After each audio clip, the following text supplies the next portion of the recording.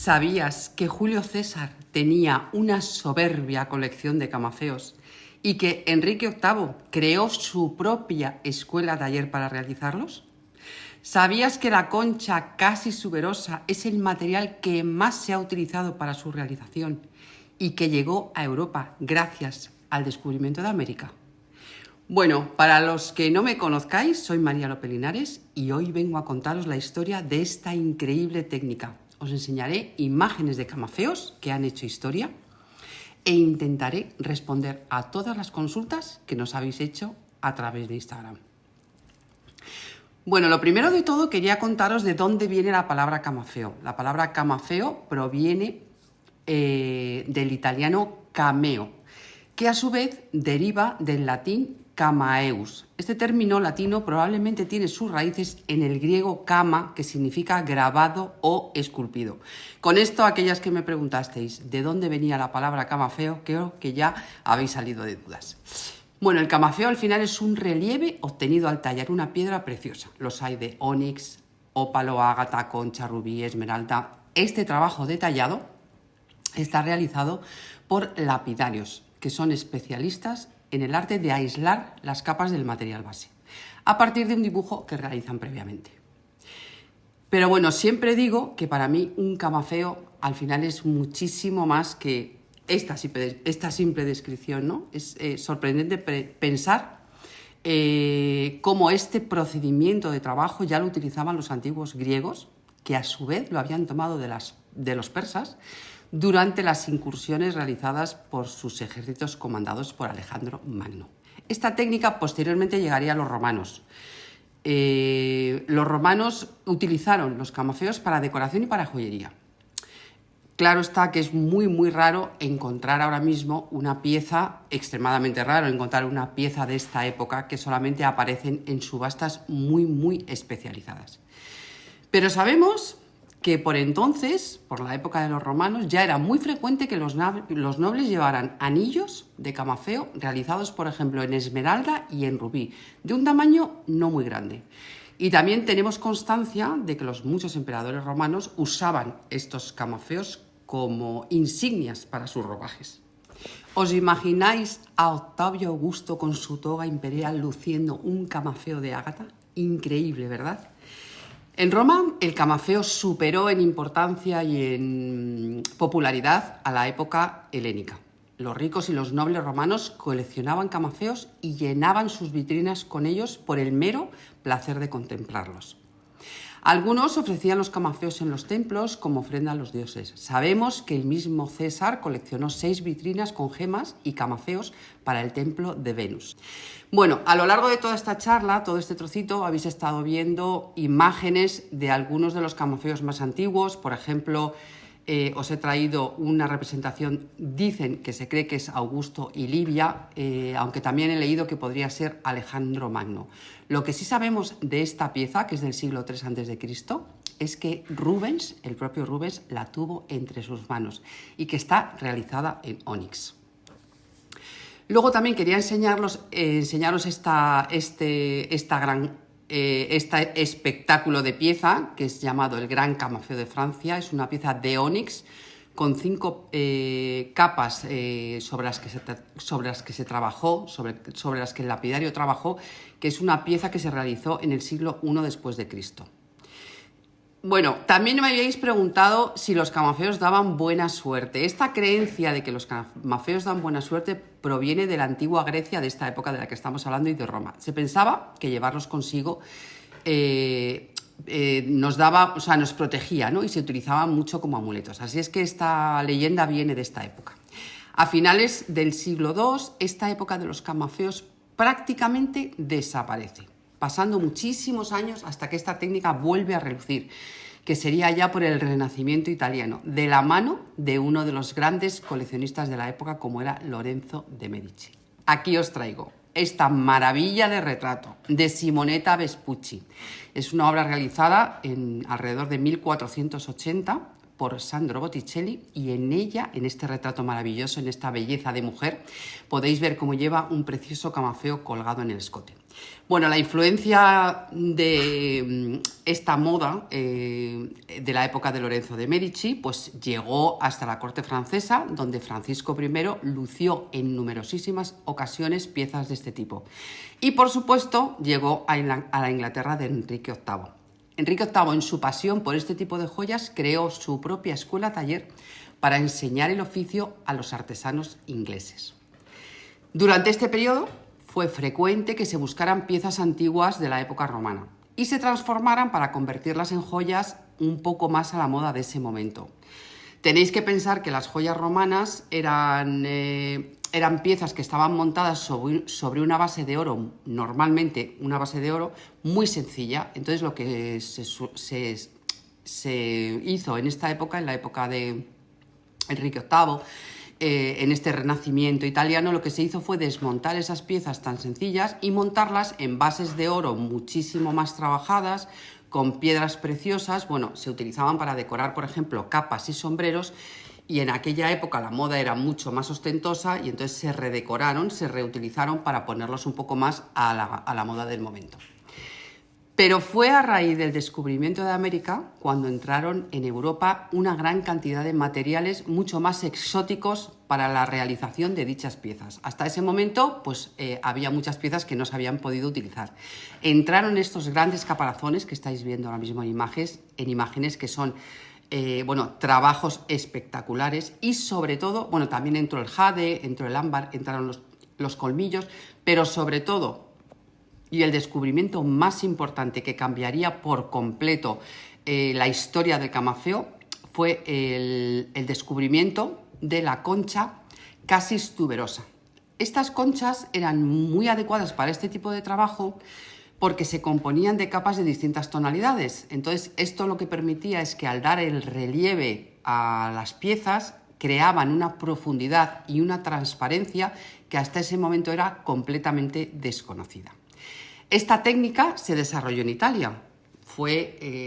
Digamos que los grandes maestros de esta técnica de trabajo del camafeo eran italianos, con lo cual Italia se pone a la cabeza de este arte, y sus maestros artesanos asombraron pues a todos los reyes y a toda la corte de Europa. En ese momento, muchísimos orfebres acuden a Roma y a Florencia para aprender la técnica de este tipo de talla. La peculiaridad de esta concha, como os decía, es que le permitía sacar lascas y los diferentes tonos que creaban un relieve muchísimo más espectacular. Bueno, a lo largo de toda esta charla habéis ido viendo imágenes sobre este tipo de trabajos. Bueno, vamos por partes, poquito a poco vamos llegando ya a la actualidad. Ahora nos vamos a quedar en la época de Napoleón Bonaparte, que también es una época súper importante para la historia del camafeo. Napoleón quedó completamente fascinado por la belleza de este tipo de piezas y lo pone totalmente de moda y promueve muchísimo el tallado de camafeos en Francia. Bueno, pues como os decía, Napoleón quedó completamente fascinado por la belleza de este trabajo. Y fue en esta época, en la época de Napoleón, fue una de las épocas doradas del camafeo. Os voy a ir dejando imágenes de algunas de las joyas más impresionantes que se realizaron en esta época. En esta época se decoraban los camafeos principalmente con temas, con elementos neoclásicos. Era muy frecuente que mostraran pues temas mitológicos, que representaran a filósofos, a emperadores o a nobles, incluso personajes del clero y de la época romana y griega. Algunas de vosotras me habéis preguntado si esas caritas son de personajes conocidos. Pues sí, muchas veces eran, como os digo, personajes o filósofos o personajes importantes del clero, aunque también se representaban muchos dioses de la mitología, por ejemplo, griega o romana, ¿no? En la época napoleónica, la gran característica que tienen estos camafeos es que se decoraron con unos marcos de oro de una finura de ejecución excepcionales. Os voy a ir dejando algunas imágenes porque de verdad que es que hay montajes de camafeos que son un espectáculo. Se montaban también como pulseras con 2 o 3 colgantitos, que son estas conocidas esclavas, como collares, como tiaras, y como ejemplo soberbio de un trabajo de ejecución impresionante del camafeo, os dejo esta tiara de Josefina Bonaparte. Bueno, esta tiara, en esta foto que veis aquí, la que la luce es Hortensia de Beauharnais. Mi acento francés no es el más indicado. Bueno, ella era la hija de Josefina, de la emperatriz Josefina. También vais a ver imágenes de la reina Silvia de Suecia y, por supuesto, de su hija, la princesa Victoria, el día que se casaron luciéndola. Pero bueno, volvemos a Josefina Bonaparte. Cuenta la historia que la esposa de Napoleón encargó esta tiara junto a otras joyas que os voy a ir enseñando a lo largo de esta charla para utilizarla en la magnífica coronación que se llevó a cabo en la parisina Catedral de Notre Dame de París en 1804. Y que después ella, cuando se divorció de Napoleón, en 1810, se llevó con ella todas estas joyas. Esta joya se la quedó Josefina y luego, por herencia, pasó hasta la Casa Real de Suecia, que es la que en este momento es la actual propietaria de esta pieza. Bueno, la joya en sí, pues como veis, es un espectáculo. Es un juego de pendientes que también, o sea, aparte de la magnífica tiara, también tiene unos pendientes. Y como veis, pues en las imágenes que os he enseñado, tanto la reina Silvia como la princesa Victoria la lucieron en el día de su boda. La tiara está compuesta por 5 camafeos muy clásicos y los camafeos están enmarcados en perlas y engastados también en oro rojo. El camafeo central representa el amor, la coronación del amor. Bueno, os cuento que la tiara, que esto es os va a gustar, estoy segura. La tiara fue realizada por Mariette. Mariette es el fundador de la casa Chamet, esta casa de joyas que aún existe y que es una de las casas de joyas más prestigiosas. Y os cuento que, bueno, esta casa, esta joyería que sigue trabajando a día de hoy, he encontrado que no tiene nada que ver con el camafeo, pero me ha hecho muchísima gracia y me apetecía mucho compartirlo con vosotras. Bueno, pues he encontrado estas imágenes de varias tiaras, una de ellas es del año 2016, las he encontrado, bueno, pues navegando por internet, que soy un bicho que me encanta a mí estar por ahí cotilleando. Bueno, pues he encontrado esta soberbia tiara que me recuerda muchísimo, aparte de las joyas que este mismo diseñador realizara para Napoleón el día de su coronación. O sea que fijaros cómo, como digo yo, todo vuelve y al final es como que todo es un círculo, que los joyeros se van inspirando siempre en joyas antiguas. Bueno, pues todas estas joyas que veis aquí, estas tiaras que estáis viendo ahora mismo, que son tiaras del siglo XXI, están inspiradas en joyas de la época de Napoleón, realizadas por el mismo artesano que las realizó en su día. Bueno, durante la primera mitad del siglo XIX, la fama de los camafeos se extendió muchísimo gracias a esta concha de la que ya os he hablado, porque la concha es un material mucho más barato. Entonces, bueno, pues se popularizó muchísimo más el uso y la producción de este tipo de camafeos. Ya no era imprescindible tener una esmeralda o un rubí para hacer un camafeo, porque podíamos hacerlo en esta famosa concha de la que os he hablado en ese momento. De esta época del siglo XIX, del siglo XIX y del siglo XX, es de la que más constancia y herencia tenemos. Bueno, proliferaron muchísimos talleres tanto en Italia como en Francia y también en Inglaterra, pero sobre todo en Italia, que es donde se sigue manteniendo la tradición de tallar el camafeo. También se utilizaron pues el ónix, el lapislázuli, el coral, el ágata, el marfil, pero en menor medida porque eran materiales muchísimo más caros. O sea, al final nos quedamos con que todas estas caritas que estáis viendo de color marroncito son camafeos que están realizados en esta concha de la que os he hablado, que se descubrió se trajo a Europa con el descubrimiento de América. En el siglo XIX sería la reina Victoria de Inglaterra, que ya sabéis que fue una mujer muy, muy vanguardista para la época y casi una influencer del momento, la que pone muy de moda el uso del camafeo. Aquí os dejo también algunas imágenes de la época victoriana de la reina Victoria con camafeos. Durante este periodo, durante todo el victoriano y durante toda la época romántica, se hicieron muchísimos camafeos con imágenes de Minerva y Medusa. O sea, se puso muy de moda todos estos temas mitológicos. Y durante el siglo XX, ya hace muy poquito tiempo, empezaron a proliferar los camafeos de pasta y de cristal, materiales también mucho más baratos que permitieron pues, que el camafeo llegara pues, a todas partes. También en esta época se realizaron camafeos en oro bajo, por ejemplo, en oro de 9 quilates, y también es muy frecuente encontrar camafeos montados en plata con marcasitas.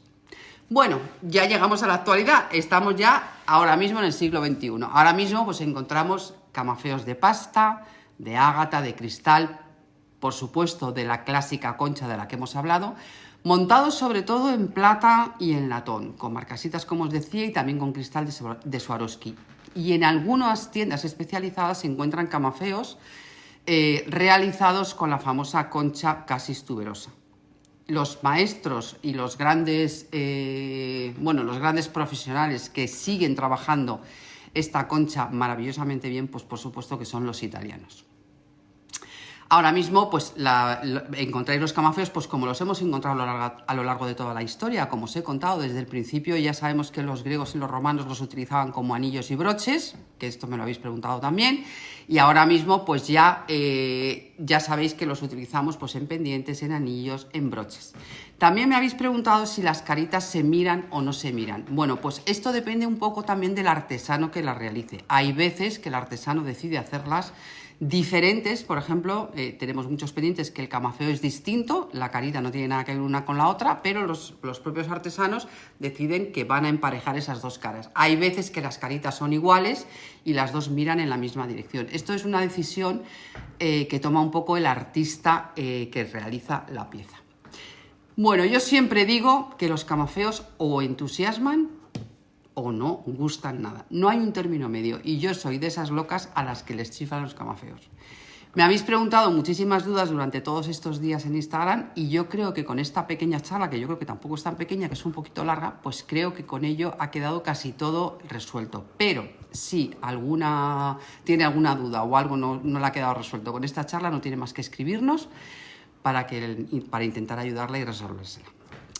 Bueno, pues hasta aquí nuestra personal visión sobre la historia del camafeo. Ya sabéis que siempre digo que es nuestra personalidad, nuestra personal forma de ver las cosas. Esperamos que os guste. Y por último quería contaros que hemos abierto un canal de difusión en Instagram donde vamos a ir colgando todos estos vídeos. No van a ser muchos. Yo había pensado en hacer como 1 o 2 como mucho al mes. La verdad es que son vídeos que, entretienen y llevan tiempo. El canal se llama ¿Sabías qué? Y aquí os vamos a hablar, pues un poco sobre joyería, sobre historia, vamos a contar anécdotas, pero siempre enfocado a lo que es, a lo que es la historia de la joyería. Y no os vamos a dar mucho la lata, como os digo. Yo creo que como mucho 1 o 2 vídeos es lo que os vamos a mandar al mes. Y hasta aquí he llegado hoy. Me despido como siempre, dándoos las gracias de todo corazón por seguir cada día apoyando nuestro trabajo con tantísimo cariño y espero veros muy pronto en ¿Sabías qué? Un besazo. Chao.